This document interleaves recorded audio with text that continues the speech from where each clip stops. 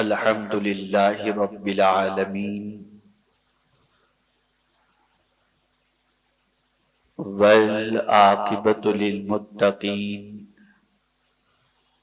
والصلاة والسلام علی سید الانبیاء والمرسلین وعلی آلہ واصحابہ الطیبین الطاہرین اما بعد فاعوذ باللہ من الشیطان الرجیم بسم اللہ الرحمن الرحیم وذکر فإن الذکرى تنفع المؤمنین صدق اللہ العظیم۔ الصلاة والسلام علیک یا رسول اللہ، الصلاة والسلام علیک یا حبیب اللہ، الصلاة والسلام علیک یا نبی اللہ، الصلاة والسلام علیک یا نور اللہ، وعلی آلک واصحابک یا حبیب اللہ، صلی اللہ تعالی علیہ وسلم۔ میرے پیارے آقا صلی اللہ تعالی علیہ وسلم کے پیارے دیوانوں، ایک طویل عرصے کی غیر حاضری کے بعد آج پھر میں ہفتہ واری سنی اجتماع میں حاضر ہوں۔ عید میلاد النبی صلی اللہ علیہ وسلم مدینہ منورہ میں کرنے کی سعادت نصیب ہوئی، پھر وہاں سے امریکہ کے دورے پر، پھر وہاں سے 2 روز کے لیے یہاں آ کر پھر یہاں سے 11ویں کرنے 11ویں والے کی یہاں گیا، اور کل صبح میری وہاں سے الحمدللہ واپسی ہوئی۔ تقریباً مقامات مقدسہ پر حاضرین سنی اجتماع کے لیے، ہفتہ واری سنی اجتماع کے حاضرین کے لیے دعائیں کی گئیں، اللہ تعالیٰ ان دعاؤں کو قبول فرمائے۔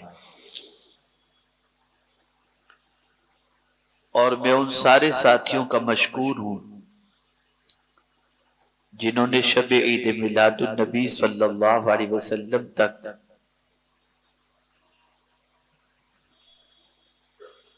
بے شمار درود مبارکہ پڑھ کر انہوں نے SBI انفو پہ جمع کروائے تھے، جسے عین صبح صادق سے تھوڑی دیر پہلے میں نے حضور صلی اللہ علیہ وسلم کی سنہری جالیوں کے سامنے پیش کرنے کی سعادت حاصل کی۔ اللہ رب العزت سب کے درود کو قبول فرمائے، سب کے سلام کو قبول فرمائے، اور ہم سب کو سرکار حضور مفتی اعظم ہند علیہ رحمہ کے شعر کے مطابق کہ دم واپسی تک تیرے گیت گاؤں، محمد ممجد پکارا کروں میں، صلی اللہ علیہ وسلم۔ 11ویں شریف کا مہینہ چل رہا ہے، غلامان غوث بارگاہ غوثیت مآب رضی اللہ تعالیٰ عنہ میں خراج عقیدت پیش کر رہے ہیں۔ یقیناً دنیا میں شاید ہی کوئی مسلمان ایسا ہو جو حضور غوث الثقلین قطب ربانی محبوب حقانی میرا شاہ شیخ سیدنا سید عبدالقادر جیلانی علیہ الرحمت والرضوان کے مقام اور مرتبے سے ناآشنا ہو۔ بڑے عظیم ولی تھے غوث پاک، بڑے اونچے مرتبے پر فائز تھے غوث پاک، اتنا اونچا مرتبہ، اتنا اونچا مرتبہ، اتنا اونچا مرتبہ کہ اعلی حضرت کہتے ہیں قسمیں دے دے کے کھلاتا ہے پلاتا ہے تجھے پیارا اللہ تیرا چاہنے والا تیرا۔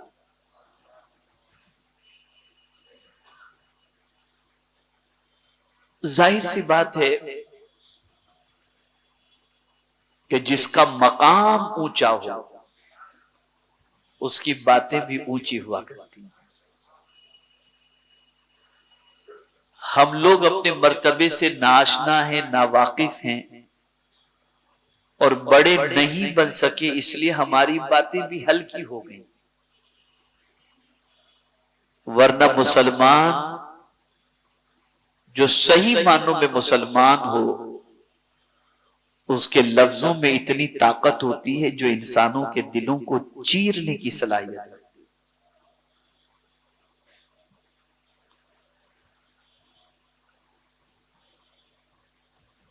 اور جب کوئی انسان بہت بڑا ہو تو اس بڑے انسان کے بول کی اہمیت بھی ہوا کرتی ہے۔ آپ اور ہم کچھ بھی بول کر کے چلے جائیں لیکن ان باتوں کو وہ اہمیت اور وہ درجہ نہیں دیا جاتا، لیکن اگر کوئی ملک کا سربراہ کچھ کہہ دے، بڑے منصب پر فائز کوئی کچھ کہہ دے تو اس بات کا وزن بھی ہوتا ہے اور اس کا اثر بھی قبول کیا جاتا ہے۔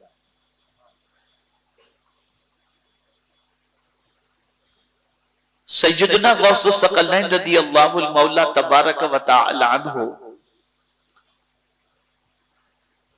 وہی بات کہتے تھے جس بات سے انسان کا دنیا اور آخرت میں فائدہ ہو، اس لیے کہ وہ حدیث کے عامل تھے۔ جو میں عرض کرنے جا رہا ہوں غور سے سننا، وہ حدیث کے عامل تھے، اور حدیث کیا کہتی ہے؟ آقا کریم صلی اللہ علیہ وسلم ارشاد فرماتے ہیں جو شخص اللہ اور یوم آخرت پر ایمان رکھتا ہے وہ بولے تو اچھی بات بولے ورنہ چپ رہے۔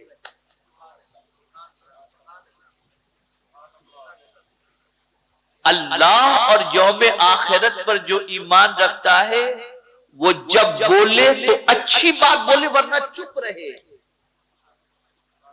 ہم کہتے تو ہیں کہ اللہ اور یوم آخرت پر ایمان رکھتے ہیں لیکن اچھی بات بولنے کے لیے تیار نہیں۔ ہمارا محلہ بری باتوں سے گونج رہا ہے،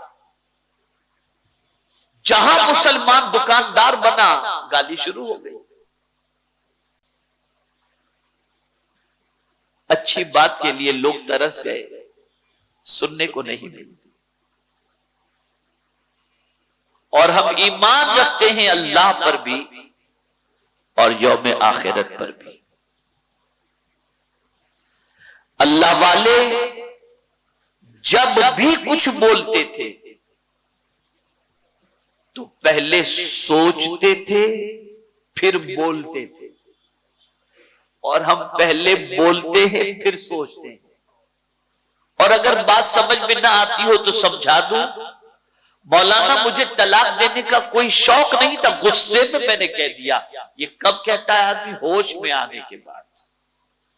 سوچا ہوتا تو پہلے بولتا نہیں۔ تو ہماری قوم کا مزاج یہ ہے کہ پہلے بولتی ہے پھر سوچتی ہے، اور اللہ والے بہت سوچتے تھے پھر بولتے تھے، اور جب بولتے تھے تو ایسا بولتے تھے کہ ہم جیسوں کی سال بھر نہیں 10 سال کی تقریریں جو اثر اور جو مقام نہیں رکھتی وہ ان کے ایک جملے کے اندر وہ اثر اور مقام پیدا ہو جاتا، اور ان کے جملے دل کی دنیا بدل دیا کرتے۔ افکار و نظریات کے اندر انقلاب پیدا کرتے تھے، یہاں تک کہ چیخیں نکل جاتی ہیں۔ اب آئیے میں آپ کو سمجھاؤں۔ آج مجھے آپ کو بتانا ہے کہ حضور غوث الثقلین رضی اللہ المولا تبارک و تعالی عنہ نے اپنے بیٹے کو بھی 4 باتیں بتائیں، 4 نصیحتیں فرمائیں۔ ہم بھی آپ کے سامنے غوث پاک کی نصیحت پیش کریں گے، ہم بھی قرآن کی آیتیں پیش کرتے ہیں، احادیث پیش کرتے ہیں، فائدہ کیوں نہیں ہوتا؟ بھئی جمعہ میں خطابات ہوتے ہیں، فائدہ نہیں ہو رہا؟ اجتماعات میں خطابات ہوتے ہیں، فائدہ نہیں ہو رہا؟ 12ویں 11ویں 6ٹھی میں خطابات ہو رہے ہیں، زندگی نہیں بدل رہی؟ تو بدلتی کس کی ہے؟ اس کو قرآن نے بتایا۔ بھئی ہر زمین پر بارش گرے تو سبزہ نہیں نکلتا، زمین اچھی ہو تو سبزہ نکلتا ہے۔ تو قرآن نے کہا وَذَكِّرْ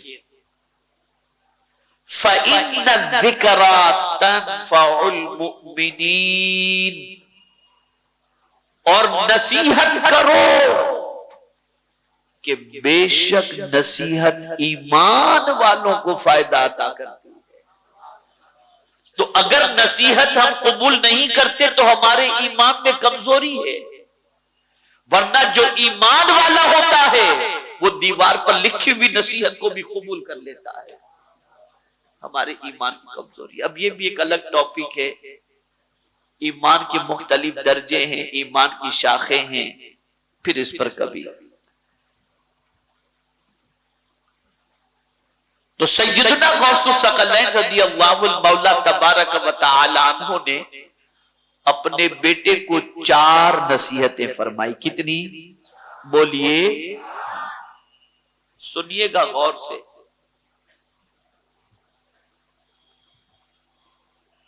نصیحت کرنے والا کوئی آرڈینری شخص نہیں ہے، نصیحت وہ ذات کر رہی ہے جس کو نصیحت کرنے کا حکم حضور نے دیا اور مولا علی نے دیا، اور جن کے منہ کے اندر لعاب دہن رکھ کر کے فرمایا اب تم لوگوں کو نصیحت کرو، وہ ذات نصیحت کر رہی۔ پہلی نصیحت، بہت پتے کی باتیں ہیں چاروں، اگر ہر غوث کا ماننے والا ان باتوں کو پلے باندھ لے تو اس کی زندگی میں انقلاب پیدا ہو جائے گا۔ پہلی نصیحت سیدنا غوث الثقلین رضی اللہ تعالی عنہ نے اپنے بیٹے سے فرمائی، بیٹے اللہ کے علاوہ کسی سے امید مت رکھنا۔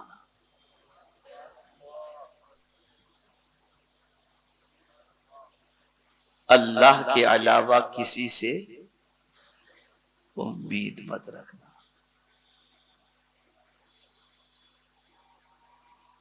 اور ہماری پوزیشن کیا ہے؟ اللہ کے علاوہ سب سے امید رکھتے ہیں، اللہ ہی سے امید نہیں رکھتے، باقی اللہ کے علاوہ سب سے امید۔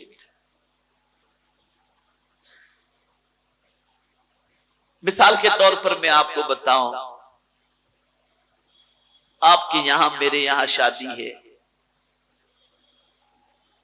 چند سرمایہ داروں کو میں نے دعوت دی، کارڈ بھی دیا، کارڈ لے کر پہنچا بھی دعوت دینے کے لیے، سرمایہ دار ہیں آئیں گے، مائنڈ سیٹ کر لیا کہ یہ بڑا آدمی ہے آئے گا تو کم سے کم 25,000 کا کور تو دے گا، 5,000 کا کور تو دے گا، 10,000 کا کور تو دے گا۔ لیکن جب کور آیا کھول کے دیکھا تو 500 روپے تو آدمی سر پکڑ لے گا، یہ کیا؟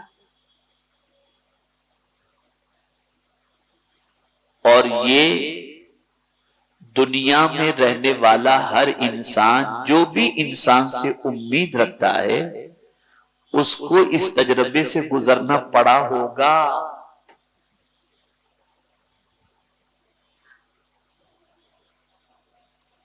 میرے استاد گرامی مجھ سے فرما رہے تھے ایک مرتبہ، میرے استاد گرامی کی باتیں بڑی اللہ والی باتیں ہوتی ہیں۔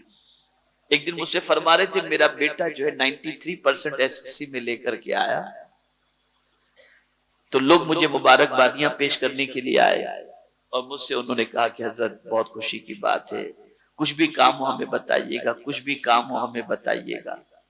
میری خواہش تھی میں بیٹے کو ڈاکٹر بناؤں، لیکن پوزیشن فیس ایفرٹ کرنے کی نہیں تھی۔ اب ہر کوئی آتا، حضرت کچھ کام ہو تو بولیے، حضرت کچھ کام ہو تو بولیے، اور میرا ضمیر پریشان ہو رہا تھا، میں سوچ رہا تھا کہ میں کیسے کہوں کیسے کہوں کیسے کہوں۔ فرماتے عصر کی نماز پڑھ کر کے میں نے اللہ کی بارگاہ میں دعا کی، مولا سب کہہ رہے ہیں کچھ کام ہو تو مجھے کہنا، لیکن میں تیرے علاوہ کسی سے کہنے کو تیار نہیں، اور رو پڑا۔ فرماتے میں عصر کی نماز پڑھ کر حجرے میں پہنچا، کوئی صاحب آئے، انہوں نے ایک موٹا لفافہ میرے ہاتھ میں دے دیا، بعد میں کھولا تو جتنی فیس کی ضرورت تھی اتنا مجھے اللہ نے عطا فرمایا۔ اس سے امید رکھو۔ اور آقا کریم صلی اللہ علیہ وسلم ارشاد فرماتے ہیں جیسی اللہ سے امید رکھو گے اللہ ویسا ہی تمہارے ساتھ سلوک فرمائے گا۔ تو کیسے امید رکھو؟ اچھی امید رکھو۔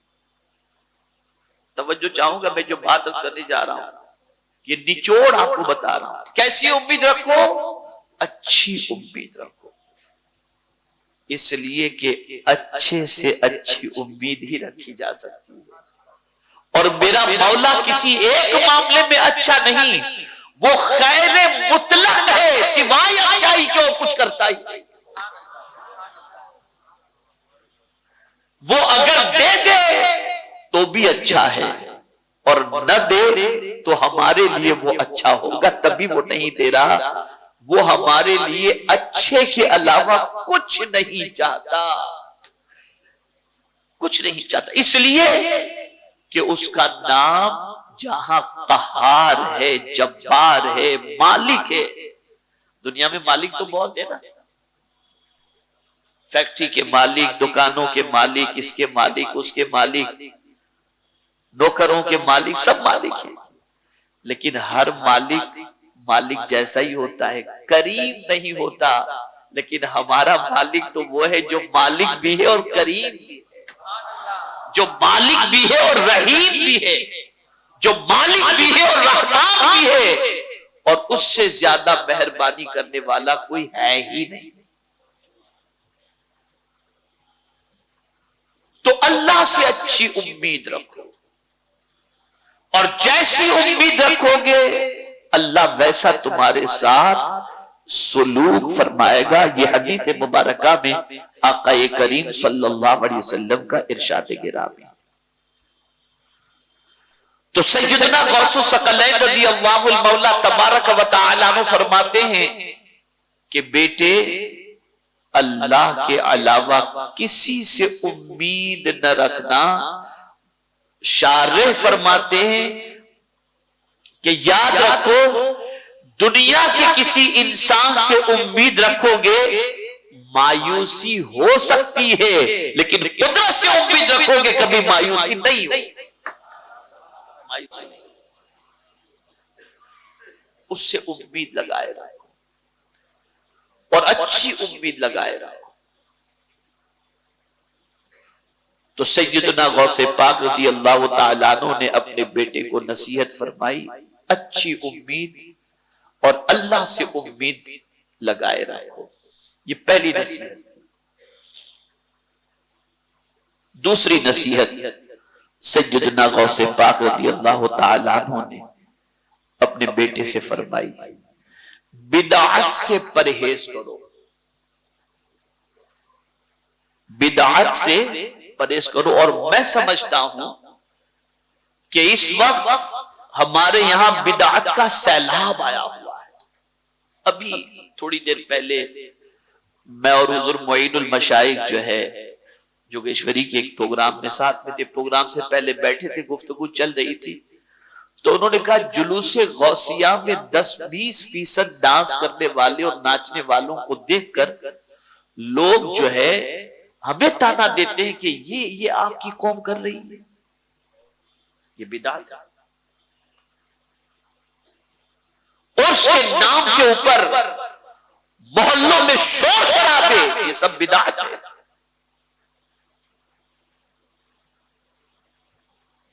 عرس کیوں منایا جاتا ہے؟ اللہ والے کی زندگی کو سننے کے لیے، سمجھنے کے لیے اور ان کے راستے پر چلنے کے لیے، تاکہ ان کے طریقے پر چل کر ہم اس درجے تک پہنچ جائیں، اپنے رب تک پہنچ جائیں، اس کے پیارے حبیب صلی اللہ تعالی علیہ وسلم تک پہنچ جائیں۔ اب یہ ڈھول تاشے گاجے باجے سے کون اللہ تک پہنچے گا؟ شور شرابہ مچا کے رکھا ہے۔ تو غوث پاک رضی اللہ تعالیٰ عنہ نے فرمایا بدعت سے پرہیز کرنا۔ ہر وہ چیز جو سنت کے مقابلے میں آئے اور جس سے سنت مٹ جاتی ہو، وہ چیز بدعت ہے، اس کو ذہن میں رکھیے گا۔ آج سنتیں مٹ رہی ہیں اور بدعتیں زندہ ہو رہی ہیں۔ نئی نئی چیزیں، وہ چیزیں جو سنت مٹانے کا کام کر رہی ہیں، وہ چیزیں آج مارکیٹ کے اندر آ رہی ہیں اور مذہب کے نام پر وہ چیزیں کی جا رہی ہیں جو خلاف شریعت ہے۔ بدعت کی قسمیں بدعت حسنہ، بدعت سیئہ، جو سنت کو مٹانے والی نہ ہوں اور اچھی چیزیں ہوں، اس کے لیے کوئی مفاہمے کی بات نہیں۔ لیکن اگر عرس کے نام پر قرآن خوانی بند ہو جائے، عرس کے نام پر تلاوت بند ہو جائے، عرس کے نام پر نوافل بند ہو جائیں اور عرس کے نام پر جھولے لگنے شروع ہو جائیں، گاڑیاں اور میلے اور ٹھیلے اور بازار، یہ سب چیزیں بدعت ہیں، اس کی شریعت کے اندر کہیں سے کوئی اجازت نہیں۔ اور یہ دور آنے والا تھا اور ہے، اسی لیے آقا کریم صلی اللہ علیہ وسلم نے ارشاد فرمایا ایسے زمانے میں جب میری سنتیں مردہ ہو رہی ہوں، اس زمانے میں کوئی میری سنت کو زندہ کرے، اسے اللہ 100 شہیدوں کا ثواب عطا فرمائے۔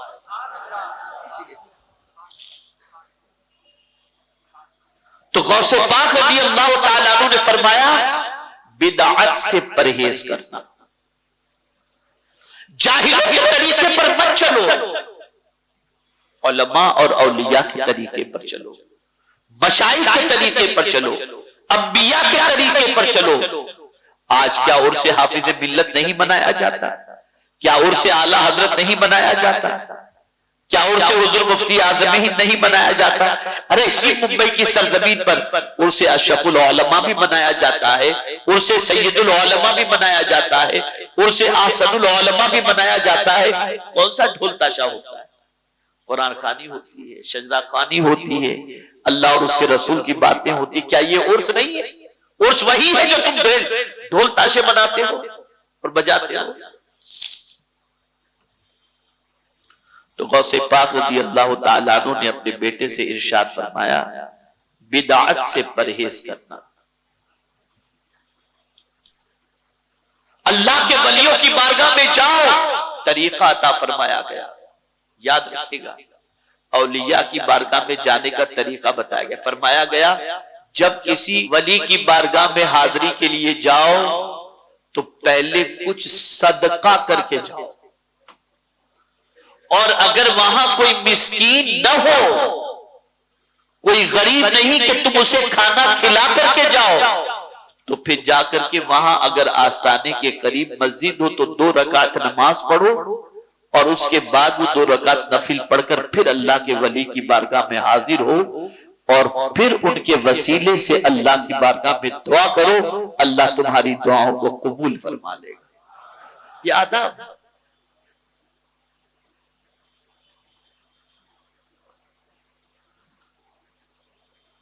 تیسری نصیحت، غوث پاک رضی اللہ تعالیٰ عنہ نے اپنے بیٹے سے فرمایا بیٹے اللہ اور اس کے رسول کی اطاعت میں جلدی کرو۔ جہاں تمہیں اللہ اور اس کے رسول کا کوئی فرمان سننے کو مل جائے، بس اس حکم پر عمل کرنے میں جلدی کرو۔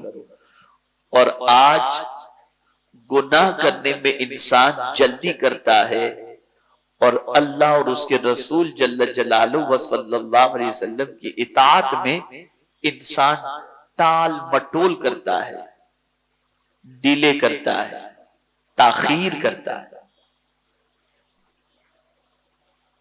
جہاں اللہ اور اس کے رسول کا ارشاد تمہارے کانوں تک ٹکرائے، غوث پاک رضی اللہ تعالیٰ عنہ فرماتے جلدی کرو، اللہ اور اس کے رسول کی بات ماننے میں جلدی کرو. اور اس کو حدیث مبارکہ میں میرے آقا صلی اللہ علیہ وسلم نے فرمایا بادروا بالاعمال الصالحہ، نیکی کرنے میں جلدی کرو، جلدی کرو. اب اس کی تشریح میں محدثین کیا فرماتے ہیں؟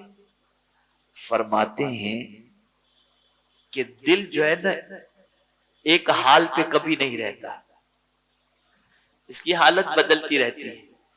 کبھی آپ کو جلدی سے جوش آ جائے گا کہ میں یہ کر لوں، اس وقت آپ کر لو گے تو ہو جائے گا. لیکن آپ نے کہا میں کل کروں گا، کل تک آپ کا جذبہ ٹھنڈا ہو جائے گا، پھر آپ نہیں کر سکے.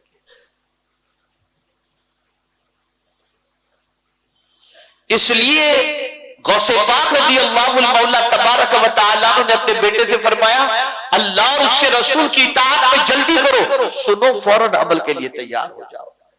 کل سے کروں گا، پرسوں سے کروں گا، بعد میں توبہ کروں گا، یہ کام ہو جائے گا تب کروں گا، نہیں، جلدی کرو. اس لیے کہ کل کا جو سورج طلوع ہونے والا ہے وہ دیکھ سکو گے یا نہیں دیکھ سکو گے یہ تو تمہیں نہیں معلوم ہے. تو آج کا کام کل پر نہ ٹالو.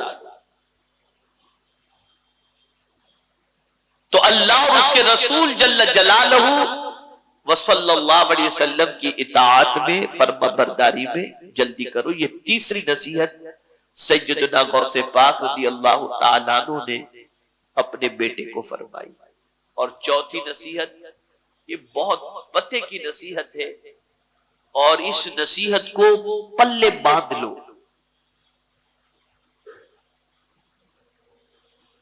اس نصیحت کو زندگی بھر کے لیے اپنے دل و دماغ کے اندر محفوظ کر لو. سیدنا غوث پاک رضی اللہ تعالی عنہ نے اپنے بیٹے کو چوتھی نصیحت فرمائی میرے بیٹے اللہ پر کامل بھروسہ کرو، پورا بھروسہ کرو اللہ پر.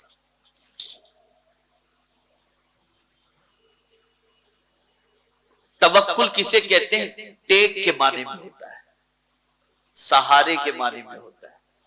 بتاؤ اس سے بڑا کوئی سہارا ہے؟ جتنے بھی سہارے ہیں، یہ نقطے کی بات عرض کر رہا ہوں قرآن کی روشنی میں، اسے ذہن میں محفوظ کر لو. آپ نے کسی انسان پر بھروسہ کیا، اس کے آپ کے بڑے گہرے تعلق ہیں، وہ کبھی آپ کی کوئی بات ٹالتا نہیں. اس امید پر آپ نے اس پر بھروسہ کر لیا کہ یار میں اس کو کہوں گا نا میرا یہ کام کر دے گا، کبھی ٹالتا نہیں. اچانک اس کا انتقال ہو گیا. اس لیے کہ کوئی انسان تو ایسا نہیں جو پرماننٹ زندہ رہنے کے لیے آیا ہو. کل نفس ذائقۃ الموت. اس کی موت واقع ہو گئی تو اب آپ کے لیے کتنا بڑا صدمہ ہوگا. آپ نے اس پر بھروسہ کر کے بہت کچھ ارادے کر لیے، بہت کچھ کمٹمنٹ آپ نے کر لیا، لیکن موت سے تو آپ کسی کو روک نہیں سکتے نا. موت آئی، آپ کے بھروسے کا بھی جنازہ نکل گیا، اس کے جنازے کے ساتھ ساتھ آپ کے ارمانوں کا بھی جنازہ نکل گیا اس کے جنازے کے ساتھ ساتھ. اسی طریقے سے کسی پر آپ نے بھروسہ کیا کہ یار یہ ہر سال مجھے 50,000 دیتا ہے، آئندہ سال بھی 50,000 دے گا. دیوالیہ ہو گیا، اس کا قرض میں ڈوب گیا. اور ہم لوگ تو دیکھتے رہتے ہیں. میں ایسے شخصوں کو جانتا ہوں اللہ ان کے حال پر کرم فرمایا، ان کے پرانے دن انہیں واپس عطا فرمائے کہ جو رمضان المبارک میں لاکھ لاکھ 2 لاکھ 5 لاکھ زکوٰۃ نکالتے تھے، وہ لاک ڈاؤن کے زمانے کے اندر اور اس کے بعد اپنے بچوں کی اسکول کی فیس کے لیے گزارش کرتے ہوئے نظر آئے کہ تمہارے پاس کسی کا ایسا ویسا پیسہ ہو تو دے دو تو اپنے بچوں کی ہم فیس دے سکیں. حالات. اور ابھی جو حال چل رہا ہے دنیا کا، مہنگائی کو لے کر اور چیزوں کو لے کر، بڑے بڑے لوگوں کی حالت پتلی ہوتی جا رہی ہے، بد سے بدتر ہوتی جا رہی ہے. سروائیو کرنا مشکل ہو رہا ہے. اب آپ نے بھروسہ کیا یہ ہمیشہ دیتا تھا ابھی بھی دے گا، لیکن خود کڑکا ہو گیا، کیا دے گا وہ؟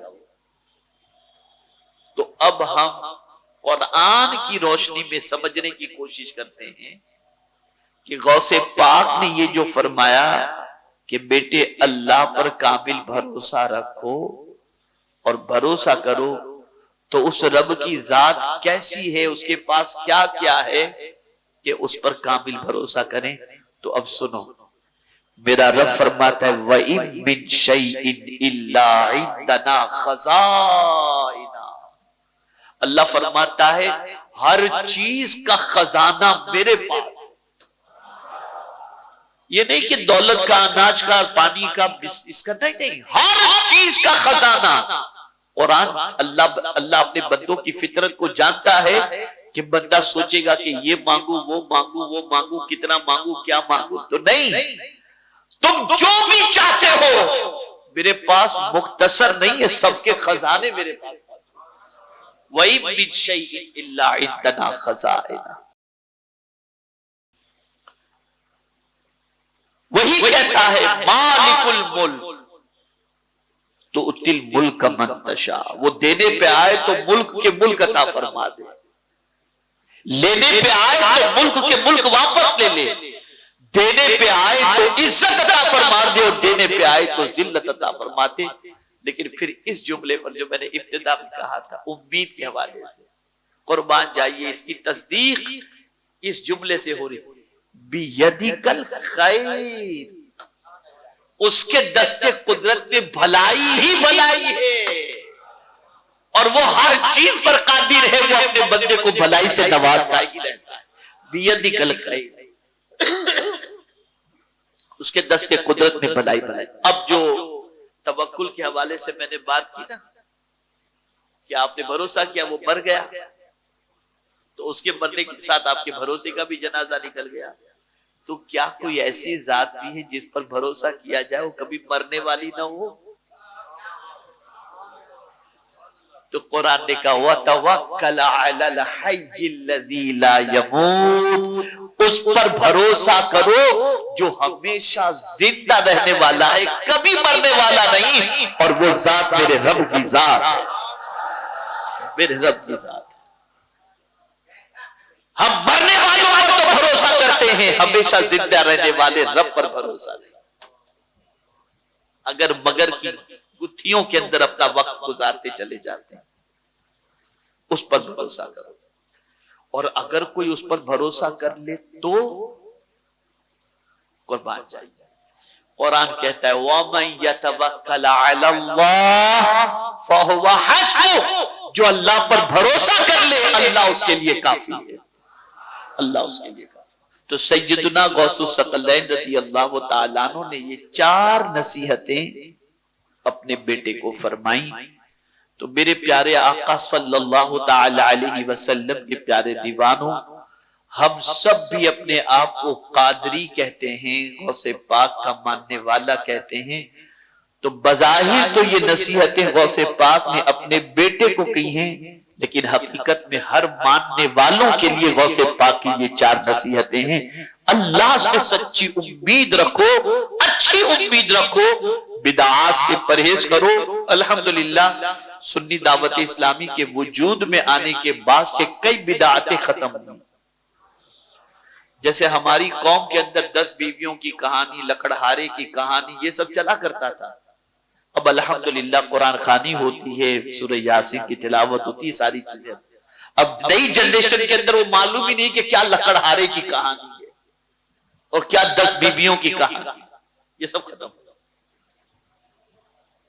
تو کئی بدعات ختم ہوئی، اور آج بھی میں آپ سے کہتا ہوں کہ عرس کے نام پر بہت ساری بدعاتیں جو ہوتی ہیں، نہ اس میں شریک ہوا کرو، نہ اس کو آپ سنت کا درجہ دیا کرو۔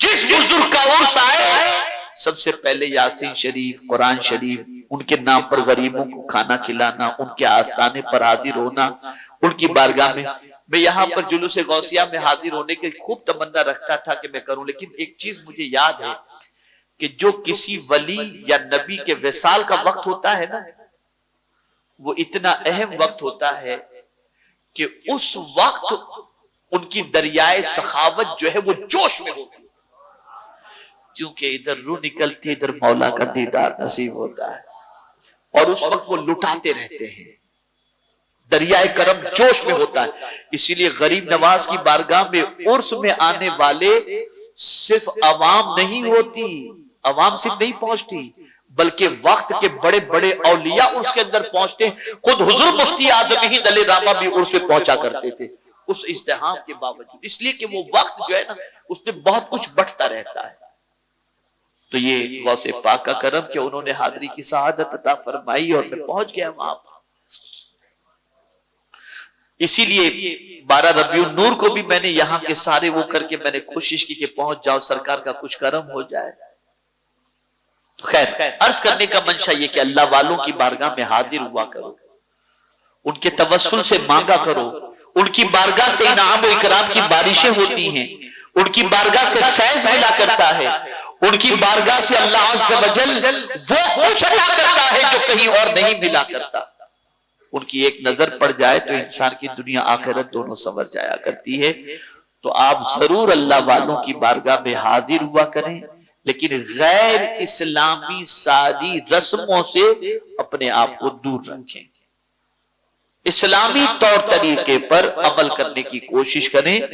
آپ ضرور ان کی بارگاہ میں حاضر ہو کر ان سے استغاثہ کریں، ان کے توسل سے دعا کریں، ایصال ثواب کریں، ان کے نام کی نیاز کریں، اور خود حضور مفتی اعظم ہند علیہ الرحمہ کا ایک واقعہ عرض کر کے میں اپنی گفتگو کو ختم کرتا ہوں۔ مولانا منصور علی خان صاحب علیہ الرحمہ جو ہے وہ حضور مفتی اعظم ہند علیہ الرحمہ کے ساتھ پہلی مرتبہ، یہ پہلا سفر تھا حضور مفتی اعظم ہند علیہ الرحمہ کا فلائٹ کا، جے پور سے بامبے کا، پہلی بار فلائٹ میں حضرت بیٹھنے جا رہے تھے۔ تو جے پور میں اتفاق سے پاسبان ملت علامہ مشتاق احمد نظامی صاحب علیہ الرحمہ اور مفتی رجب علی صاحب مفتی نانپارہ علیہ الرحمہ، یہ دونوں بھی وہیں جے پور میں تھے، لیکن وہ لوگ بائی روڈ نکلے، اور یہ حضرات جو ہے حضور مفتی اعظم ہند علیہ الرحمہ اور مولانا منصور علی خان صاحب علیہ الرحمہ، یہ دونوں بائی فلائٹ یہاں حضرت پہنچ گئے۔ اللہ والوں کی سوچ بھی کتنی عجیب ہوتی ہے نا۔ ایئرپورٹ پر لوگوں نے پوچھا کہ حضرت ہوائی جہاز کا سفر کیسا لگا؟ تو جواب میں حضرت نے ارشاد فرمایا، الحمدللہ اس میں نماز قضا نہیں ہوئی، اور اس میں نماز قضا نہیں ہوتی۔ اس طریقے سے وقت گزر گیا، آئے، ہوائی جہاز کا سفر مختصر تھا۔ دوسرے دن مولانا منصور علی خان صاحب سے حضور مفتی اعظم ہند علیہ الرحمہ نے فرمایا، مولانا کیا ہوا، نظامی صاحب آئے کہ نہیں آئے ابھی تک؟ کہا حضور ابھی تک نہیں آئے، اس لیے کہ وہ بائی روڈ نکلے تھے، 24 گھنٹے ہو چکے نہیں آئے۔ پھر 2-4 گھنٹے گزرے، پھر حضرت نے پوچھا کہ نظامی صاحب آئے کہ نہیں آئے؟ کہا حضور ابھی تک نہیں آئے۔ پھر 2-4 گھنٹے کے بعد پوچھا آئے کہ نہیں آئے؟ تو بولے نہیں آئے۔ تو کہا اچھا دعا کے لیے ہاتھ اٹھاؤ۔ دعا کے لیے حضور مفتی اعظم ہند علیہ الرحمہ نے ہاتھ اٹھائے، اے اللہ ان حضرات کو خیر و عافیت سے پہنچا۔ دعا حضرت نے فرما دی۔ کئی گھنٹوں کے بعد دونوں تشریف لائے، تو مولانا منصور علی خان صاحب نے نظامی صاحب علیہ الرحمہ سے عرض کیا کہ آپ پہلے جائیے حضرت سے ملیے، حضرت بہت پریشان تھے، آپ لوگوں کو بار بار یاد کر رہے تھے۔ وہ پہنچے تو سرکار حضور مفتی اعظم ہند علیہ الرحمہ نے ان کو دیکھا تو بہت خوش ہوئے، اور اپنی جیب سے 11 روپیہ نکالا اور فرمایا کہ جاؤ شیرنی لے کر کے آؤ۔ پھر 11 روپے کی شیرنی لائی گئی، حضور مفتی اعظم ہند علیہ الرحمہ نے غوث پاک کی فاتحہ دی، اور پھر جو فرمایا وہ سنیے۔ ارشاد فرمایا، میں نے نظر مانی تھی یہ خیریت سے آئیں گے تو میرے غوث کی فاتحہ میرا۔ اب نظامی صاحب سے پوچھا گیا کہ تاخیر کیسے ہوئی؟ تو فرمانے لگے ہماری گاڑی پلٹی کھا گئی تھی۔ کہا کس وقت؟ تو جو وقت بتایا تھا وہ وقت وہ تھا جب حضور مفتی اعظم ہند نے دعا کے لیے ہاتھ اٹھائے تھے، دعا کے لیے ہاتھ اٹھائے۔ تو غوث پاک کی نظر سے بہت سارے کام ہو جایا کرتے ہیں۔ تو یہ ختم قادریہ کرنا، ختم غوثیہ کرنا، صلاۃ الغوثیہ پڑھنا کوئی پرابلم کی بات نہیں۔ ہم نے پورے سفر بھر جو ہے بغداد شریف کے اندر زیادہ تر یہی ہم پڑھتے رہے یا شیخ عبد القادر جیلانی شیئا للہ، یا شیخ عبد القادر جیلانی شیئا للہ، یہی پڑھتے رہے۔ تو عرض کرنے کا منشا یہ ہے، یہ سب کچھ کرو لیکن خلاف اسلام کوئی چیز مت کرو، غلط رسموں سے پرہیز کرو اور غوث پاک کی تعلیمات پر عمل کرو، انشاءاللہ دنیا بھی سنور جائے گی اور آخرت بھی سنور جائے گی۔ اللہ رب العزت جل جلالہ آقا کریم رؤوف الرحیم علیہ التحیۃ والتسلیم کے صدق و طفیل مجھے آپ کو سب کو حضور غوث الثقلین رضی اللہ المولا تبارک و تعالیٰ عنہ کے فرمان پر عمل کی توفیق نصیب فرمائے اور ان کے نقش قدم پر چلنے کی توفیق نصیب فرمائے۔ سب کے دل مچل رہے ہیں تھوڑے سے کہ میں کچھ اعلان کروں، مچل رہے نا دل آپ؟ چلیے میں آپ کو خوشخبری سنا دیتا ہوں انشاءاللہ۔ لیکن یار صرف سننا نہیں، آپ ساتھ بھی دینا ہے نا، دیں گے نا انشاءاللہ؟ انشاءاللہ العظیم ایک مرحلے سے ہم گزر چکے پرمیشن کے، جس میں الحمدللہ میدان کا پرمیشن اللہ کے فضل سے مل چکا ہے۔ 16، 17، 18 دسمبر کی تیاری اللہ کے نام سے آپ شروع کر دیں انشاءاللہ العظیم۔ آپ ابھی سے پلان بنا لیں، آپ کو یہ 3 دن خاص وادی نور کے اندر آپ کو دینا ہے انشاءاللہ، اور ساتھ ہی ساتھ اس اجتماع کے سلسلے میں دعا بھی کرنی ہے کہ اللہ تعالیٰ خیر و عافیت و سکون کے ساتھ اجتماع کرنے اور اجتماع کو کامیاب کرے، اور کامیابی کی اللہ تعالیٰ کامیاب کرنے کی ہمیں توفیق عطا فرمائے۔ تو یہ تاریخ ذہن میں محفوظ کر لیں، 16، 17، 18 دسمبر، اور یہ بھی دعا کریں کہ اب کوئی درمیان میں رکاوٹ پیدا نہ ہو اور خیر و عافیت کے ساتھ ہم سب انشاءاللہ وادی نور میں مل کر اللہ کی بارگاہ میں خوب گریہ و زاری کریں اور اپنے رب کی بارگاہ سے خوب برکتیں حاصل کرنے کی سعادتیں حاصل کریں۔ تو ان تاریخوں کو ذہن میں رکھیں اور انشاءاللہ بار بار آپ کو یاد دلایا جائے گا اور کچھ اعلانات کیے جائیں گے۔ آج پہلے مرحلے سے ہم گزر چکے ہیں اور الحمدللہ جو پرمیشن مل چکا ہے اس کے سلسلے میں آپ کو خوشخبری دینی ہے اور میں نے دے دی۔ آپ تیاری میں لگ جائیں اور دعا کریں کہ اللہ تعالیٰ اجتماع خیر و عافیت اور حسن و خوبی کے ساتھ ہمیں کرنے کی توفیق نصیب فرمائے۔